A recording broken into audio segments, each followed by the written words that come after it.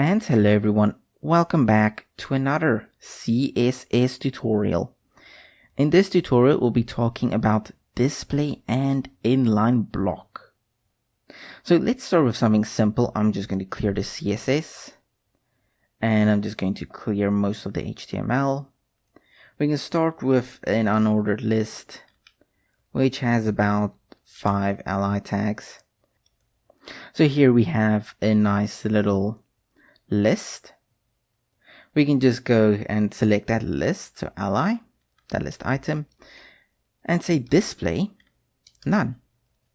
This will hide this away.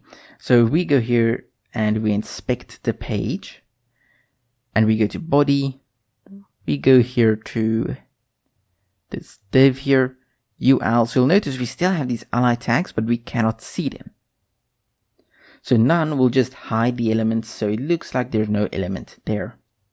We also have inline, which will list the elements or sort them in a single line.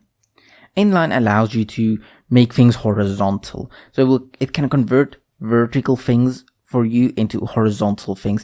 Usually good for if you have like these menus here at the top, these navigation bars.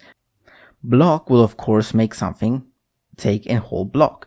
As an example, to make it more easy to see, if we have a p tag here, I am cool, span, but you are not. Let's say we do that. You don't see any difference here, but let's select this span. Then you'll notice the span takes up an entire block for itself here. So that is what block does. If we just say inline here, then no problem at all. But let's say we say display inline and we say width 100 pixels. That's strange. Okay, I can't set the width. That's very strange actually. How do I set the width? Well, instead of using inline, you can use inline block. Since a block allows you to have an entire block scope for yourself, inline removes that block scope and it just puts everything on the same line. Inline block will kind of find a nice spot between the two. It won't take its own block, but will still give it a block scope element, so you can still add things like width and height to it.